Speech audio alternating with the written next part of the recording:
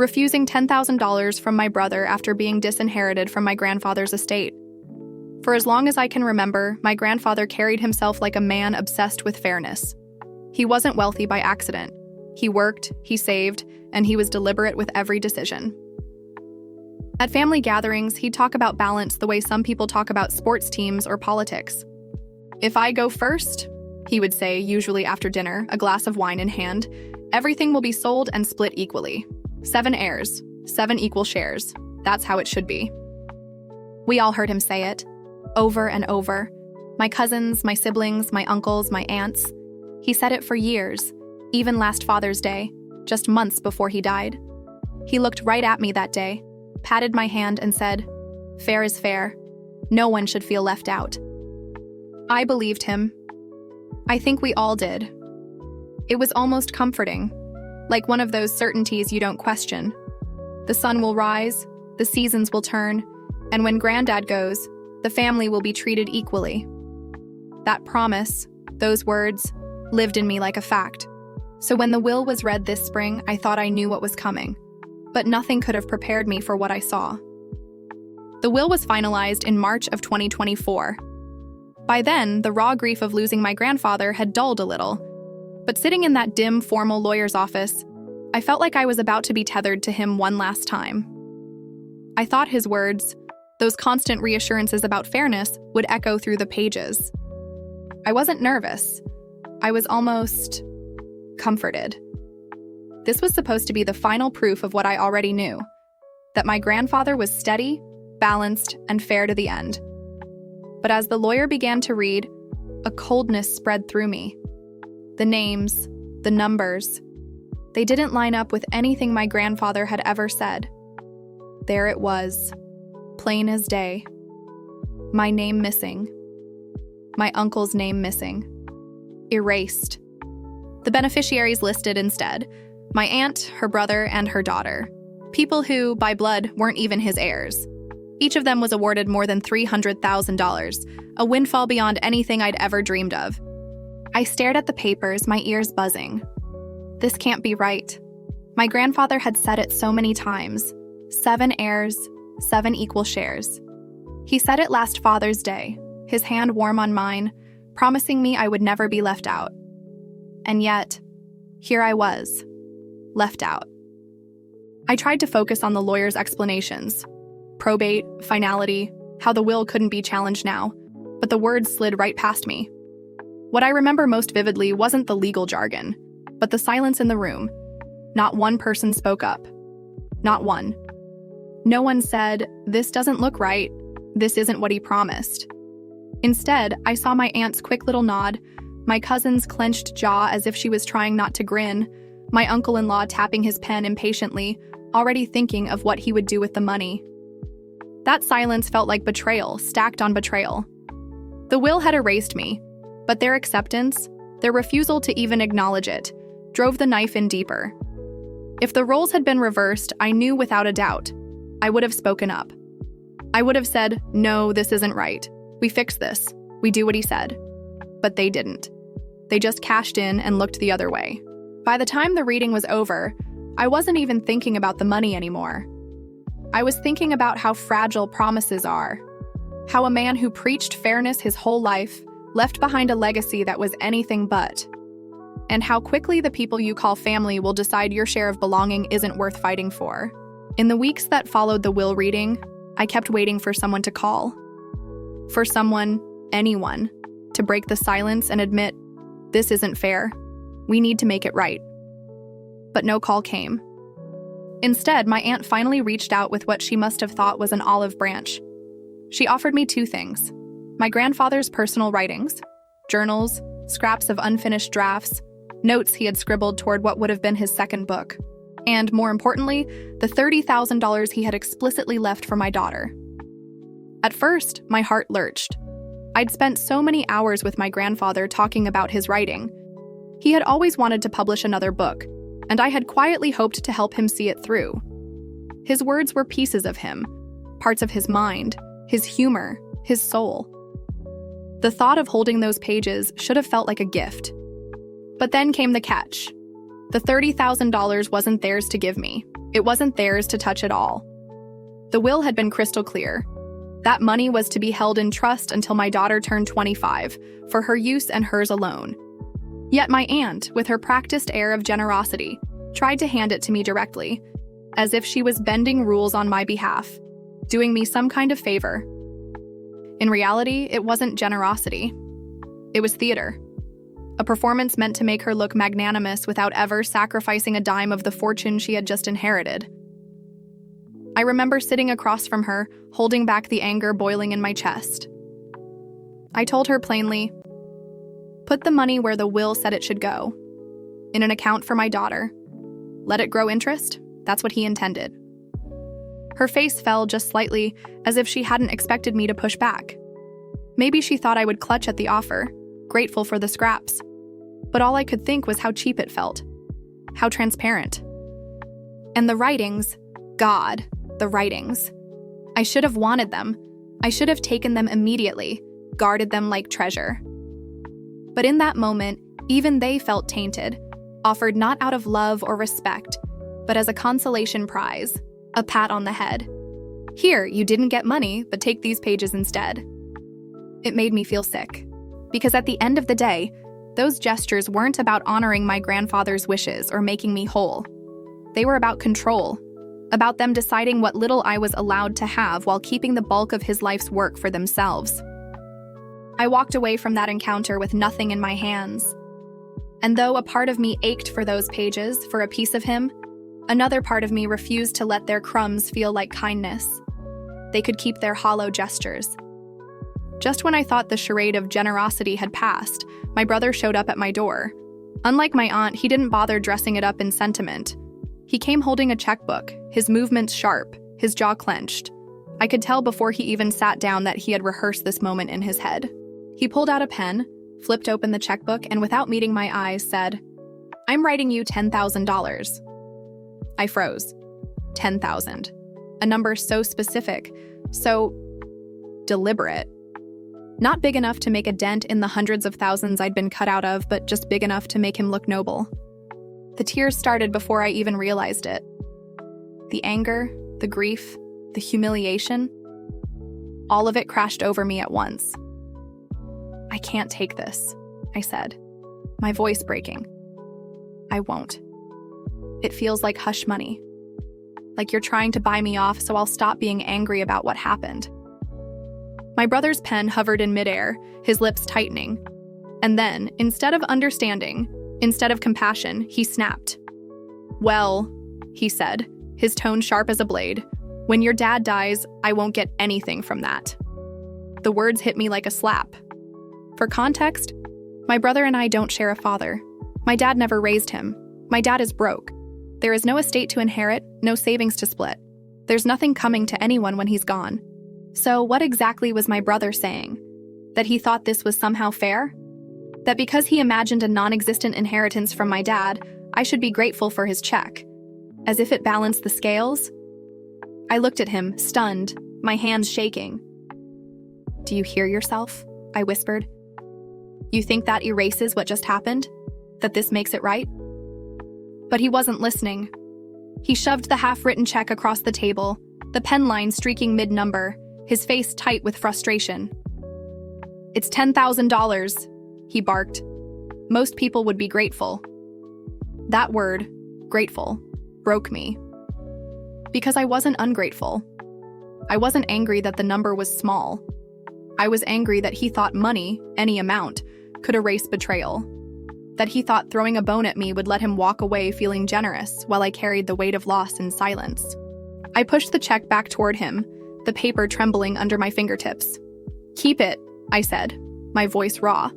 "If I take it, then you get to pretend you did the right thing, and I won't give you that." The silence that followed was suffocating. My brother's face was a storm of resentment and confusion, like he couldn't fathom why I wouldn't just accept it and make things easy for both of us. But I couldn't. I'd rather stand there with nothing in my hands than take his money and feel like I'd signed away my right to grieve, to rage, to name what had happened for what it was. Selfishness. When he finally left, slamming the door behind him, I collapsed onto the couch, sobbing so hard my chest hurt. Not just because of the money, but because in that moment I realized how far apart we really were. How even family, the people who should understand, could miss the point so completely. The $10,000 wasn't a gift. It was a bandage on a wound he didn't want to look at, and I wouldn't let him cover it up. After my brother stormed out with his unfinished check still tucked in his pocket, the silence in my house was deafening. It wasn't just the absence of sound, it was the weight of it. A heavy, suffocating quiet that pressed against me, reminding me of everything I'd just turned away. $10,000. To anyone else, that number might have seemed like salvation, a life raft in stormy waters. But to me, it wasn't salvation, it was surrender. Taking that money would have been like signing a contract I never agreed to. One that said, yes, I accept being cut out, erased, forgotten. Yes, you all did enough.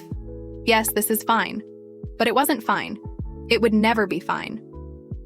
And yet, as the days went by, doubt began to creep in.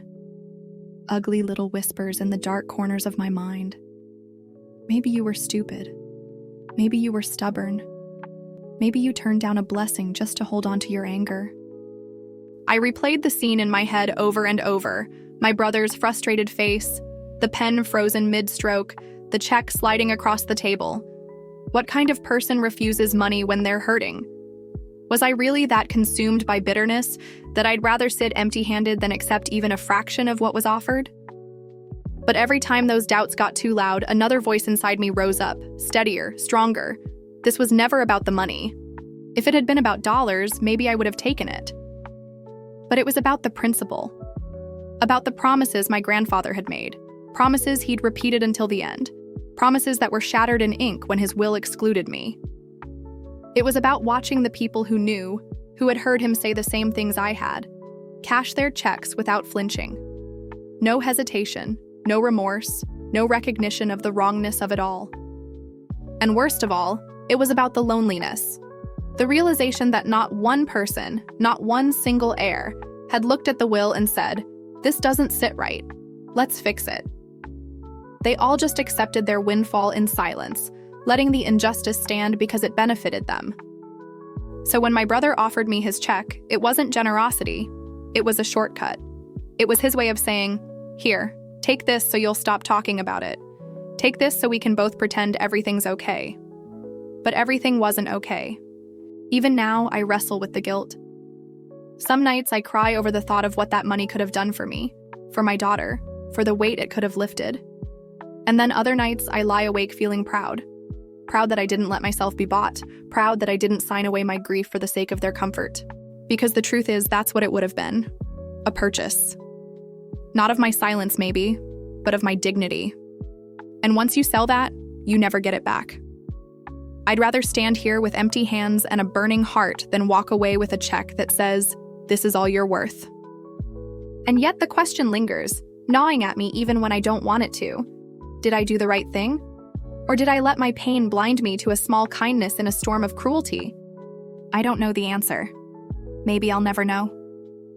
All I know is that I refused, that I walked away with nothing, and that sometimes, in the dead of night, when the bitterness feels sharper than ever, I wonder if that choice will haunt me longer than the inheritance itself.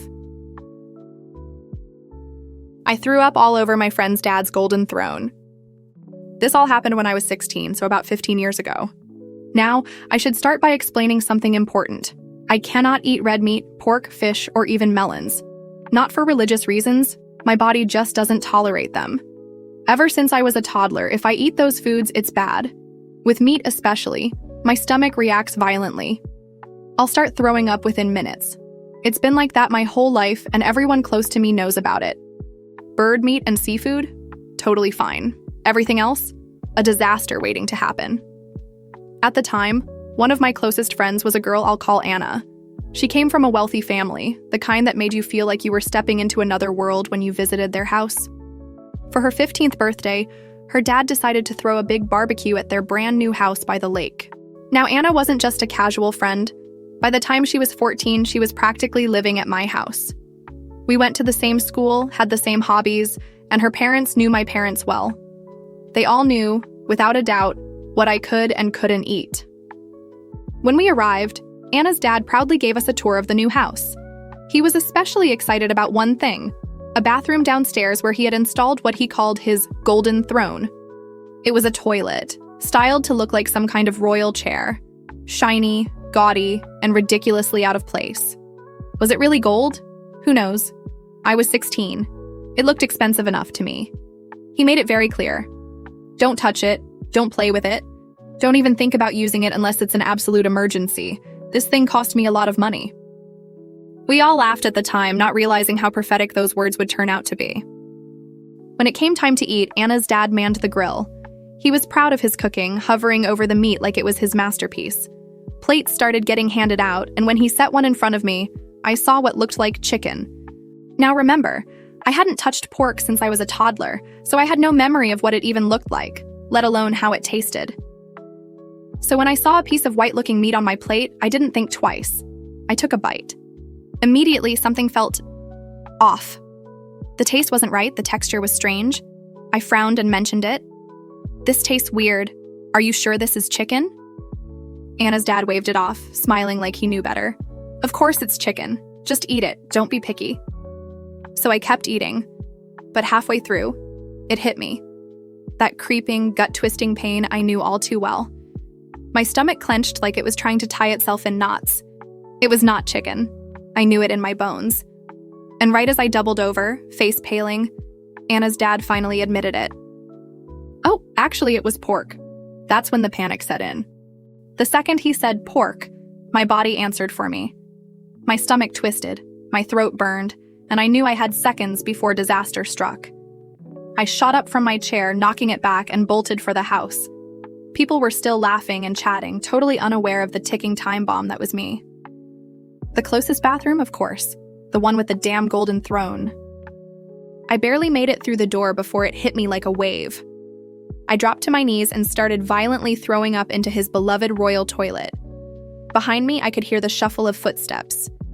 Anna had run after me, worried, and right behind her came her dad. And the second he saw what was happening, his horror wasn't at me being sick. No. His first words were about his toilet. What the hell are you doing? Not in the throne? Do you know how much that cost me? I didn't hear most of it. I was too busy clinging to the sides of his golden pride and joy, emptying my stomach into it over and over. Anna, though, lost it. She turned on her dad, screaming at him. You fed her pork! You knew she couldn't eat that. This is your fault. And what did he do? Try to defend himself. He waved it off like I was some spoiled brat. Oh, come on, I thought she was just being picky. You said she never eats pork or beef. I figured it was just her being difficult. Meanwhile, I could barely croak out a single request in between the waves of sickness. Call, my parents, and then I went back to hugging his golden throne. I don't know how long I was in there, hunched over that ridiculous golden toilet, but it felt like forever. Anna sat on the floor next to me, rubbing my back while glaring daggers at her dad every time he opened his mouth. He kept pacing in the doorway, torn between wanting to yell at me for ruining his throne and trying to downplay the fact that he'd poisoned me. At some point, Anna managed to call my parents. Between retching, I begged them to come get me. My voice must have sounded so broken that my mom and dad dropped everything. They'd been shopping at IKEA about an hour away and hit the road immediately. That hour was hell. Every few minutes, another wave would hit me, and I'd end up clinging to that shiny monstrosity like it was a life raft. My stomach was on fire, my throat raw. Meanwhile, Anna's dad kept muttering things like, "She'll be fine, it's just a little pork," and "Do you know what that toilet cost me?" Anna wasn't having it. She screamed back, "Are you serious right now? She's sick because of you. Who cares about your stupid toilet?" Finally, I heard the sound of my parents' car screeching up outside.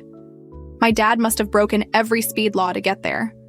My mom stormed through the door like a hurricane, straight into the bathroom. The moment she saw me pale and shaking on the floor, she went off. "What the hell were you thinking? You know she can't eat this stuff. Are you trying to kill her?" Anna's dad immediately went on the defensive, trying to brush it off. "She's fine now. Look, she's not even..." And right then, as if the universe wanted to prove him wrong, another wave hit me. Except this time I didn't even make it to the toilet. Nope. I turned, gagged, and emptied what was left of my stomach all over his shirt and chest. Dead silence. Anna gasped. My mom's lips twitched. Then she actually laughed, full belly laughed, like karma itself had delivered a punchline. Her laugh didn't last long, though. She turned to Anna and said coldly, "After this, I'm not comfortable with her staying here anymore. Not with him around. I don't trust him." Anna's face fell. It was her birthday. She wanted me there, and now her dad had ruined everything. She rounded on him, tears in her eyes, and started screaming at him again. Me? I was just too weak to move. My dad scooped me up and carried me to the car while my mom kept laying into Anna's dad all the way out the door. That car ride home was a blur. All I remember was curling up, my stomach in knots, while my mom muttered curses about that arrogant idiot and how close I'd come to ending up in the hospital. By the time we got home, I was completely drained.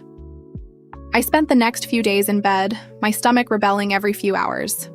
My mom made sure I stayed hydrated and even booked a quick doctor's visit to make sure nothing serious had happened. Anna's dad ended up footing the bill for the out-of-hours call, about $50, $70, but I don't think he minded as much as he cared about his golden throne. For a while after that, things with Anna were tense. She was furious at her dad, yes, but she also seemed to blame me, like I had ruined her birthday. She started acting distant, plotting small, ridiculous revenge schemes, like hiding my stuff or planning parties where I couldn't go. I tried to explain that it wasn't my fault, that he'd fed me pork when he knew I couldn't eat it, but she wasn't having it. Our friendship slowly faded. The birthdays, the hangouts, the family BBQs we used to love, all of it ended. I didn't stay over at their place again, and when I did see Anna, the air was always thick with awkwardness. Looking back now, I still cringe thinking about that golden throne, the chaos of my stomach betraying me, and Anna's dad's shocked, horrified expression. But the funny part? Even after everything, my mom still laughs when she tells the story. The image of me clinging to that ridiculous toilet, while her wrath rains down on him, is apparently priceless.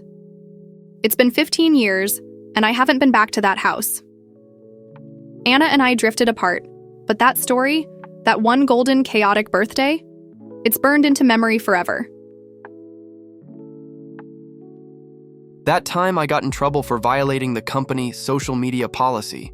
Years ago, I worked at this company that sold a SaaS product.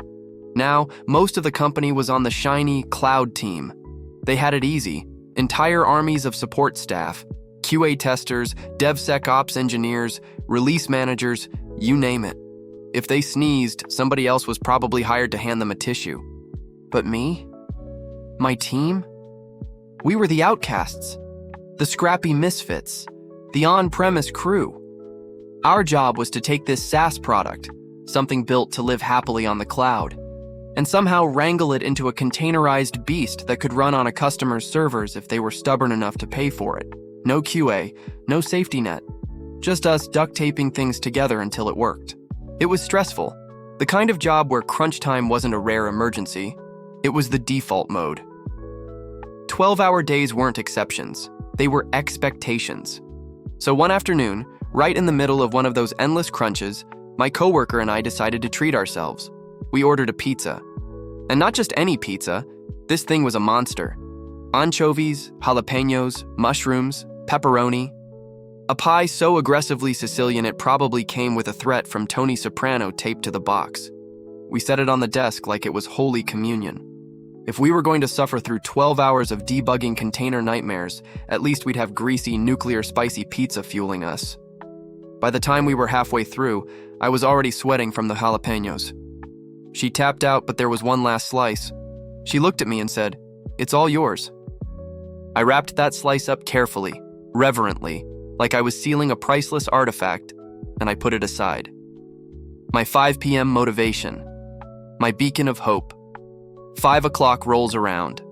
I walk over, already tasting that salty anchovy, the burn of the pepper.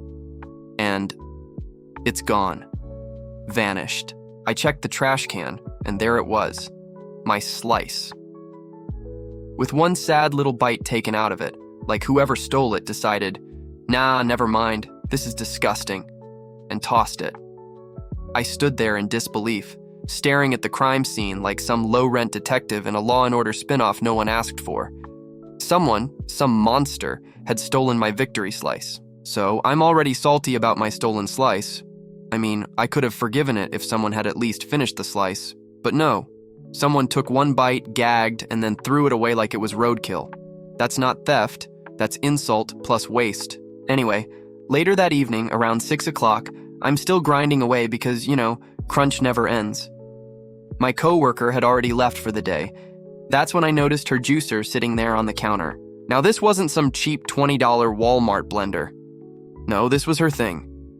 The holy grail of juice machines.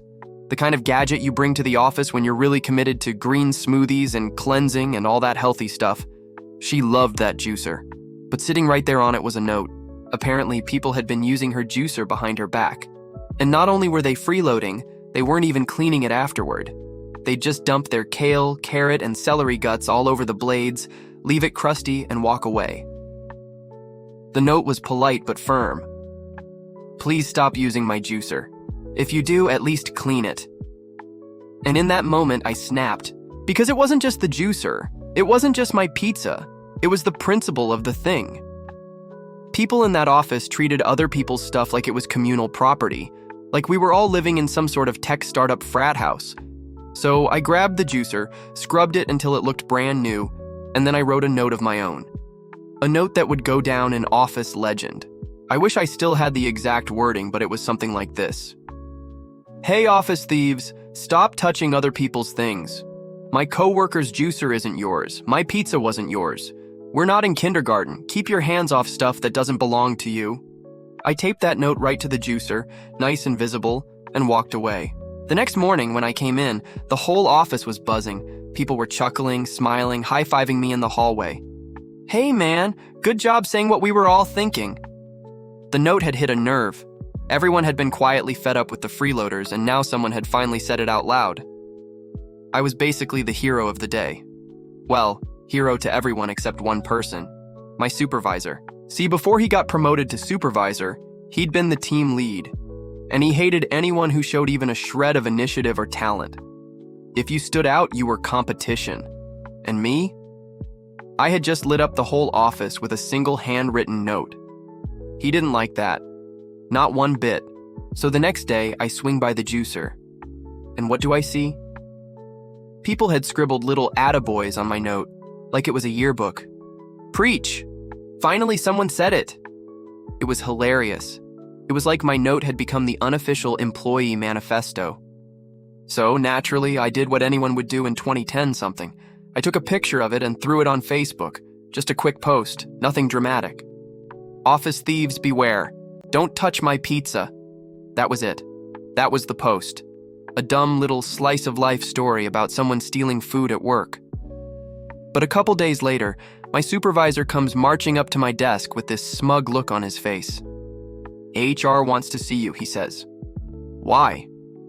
They're putting you on a PIP. You broke the company's social media policy. I blinked. Wait, what? Over the note? That was just a joke. He leans in, with this little smirk like he's savoring every word. Someone might see your post and think our company has pizza thieves. I swear to you, he said it with a straight face. Pizza thieves. Like we were going to lose million-dollar customers because of a Facebook joke about anchovies and jalapenos. And that's when it hit me. This wasn't HR. This wasn't policy. This was him. He saw me get a little office glory, and he decided to stick a knife in my back. So that night, out of pure spite, I did what any millennial with Wi-Fi would do. I checked his Facebook, and boy, did I hit gold. There it was, plain as day, a post from just 2 weeks earlier. I hate the nepotism at my company. 2 weeks, not 2 years, not another job ago, 2 weeks. And suddenly I realized I had him, dead to sights. He wanted me on a PIP over a pizza joke?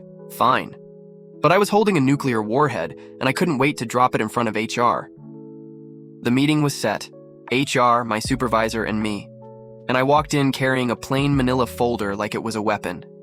He wasted no time. The second we sat down, he launched into his speech like he'd been rehearsing in the mirror for days. He went on and on about how reckless I was, how irresponsible I'd been, how this so-called pizza note of mine had damaged the company's reputation beyond repair. He made it sound like Fortune 500 clients were fleeing our product because some guy in accounting heard about my stolen slice, and the whole time, I just sat there, silent, calm, nodding occasionally because I had a secret. In my lap, in that manila folder, was the printout of his own Facebook post. The one where he had torched the company way harder than I ever did. Finally, after what felt like 20 minutes of his smug little tirade, he finished with, "And that is why Toker needs to be on a PIP." He leaned back in his chair with this satisfied smirk, like he'd just won a courtroom drama. HR turned to me. "Do you have anything you'd like to say?" And that's when I smiled. "I sure do." I opened the folder, pulled out the printout, and slid it across the table. Here's a screenshot of something he posted 2 weeks ago, complaining about too much nepotism at our company. Now, personally, I think that's way more damaging to our reputation than me joking about stolen pizza. So if I'm getting a PIP, I think it's only fair that we both get PIPs. The color drained from his face instantly. He looked like someone had pulled the plug on his life support. White as a sheet. And then he started scrambling. But that was when I worked at IBM, he stammered. I looked at HR and said, calm as ever. Check the timestamp. This was 2 weeks ago. If you want, I can pull up his profile on my phone right now. This wasn't about IBM. That's when he snapped. He exploded, full tantrum mode. You're always such a baby. You can't have everything your way. He went on this wild 5-minute tirade, shouting, name-calling, waving his arms around like a cartoon villain. And I just sat there, calm, silent, staring at him. I had weaponized calm. Finally, HR cut him off. Okay, why don't I finish talking with Toker and you and I can chat later? He slammed his hands on the table, shouted, "This isn't the last of this," and stormed out of the office like a kid who just lost a video game. The door slammed behind him. Silence. Then HR turned to me, her whole demeanor softening. You did a great job handling yourself today. Honestly, given everything I've seen, I'm not going to recommend a PIP for you. I nodded, calm. But inside? Inside, I was doing cartwheels. So HR tells me I'm off the hook. No PIP, no disciplinary action. Just a calm little, don't worry about it. Meanwhile, my supervisor, the guy who thought he had me cornered, walked out of that office humiliated. And the best part? Everyone in the building knew. Word gets around fast in a place like that. One day he was smugly strutting around, the next he was red-faced and snapping at people for no reason. The shine was gone. And me? I went back to business as usual. Crunch time, endless hours, shipping on-premise installs that barely held together with duct tape and coffee fumes. But something had shifted.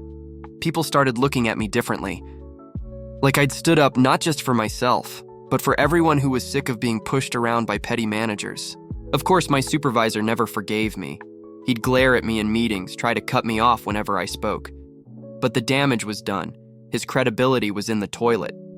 HR had seen his meltdown firsthand, and you can't unsee a grown man throwing a tantrum like a toddler in the candy aisle. Months went by. The stress didn't let up, and honestly, I was done with the place. Between the pizza thieves, the juicer freeloaders, and my supervisor's vendetta, it was like working in a bad sitcom. So when a new opportunity came knocking, I didn't hesitate. I handed in my resignation with the kind of smile you only get when you know you're escaping a sinking ship. And as I walked out for the last time, I thought back to that single stolen slice of pizza. The bite-sized insult that set off a chain reaction leading to one of the most satisfying HR smackdowns of my career. All over a piece of pizza. So yeah. That's the story of the time I almost got put on a PIP for violating the company's social media policy. But instead, turned the tables and walked away on my own terms. And if there's one lesson I learned, never steal someone's pizza.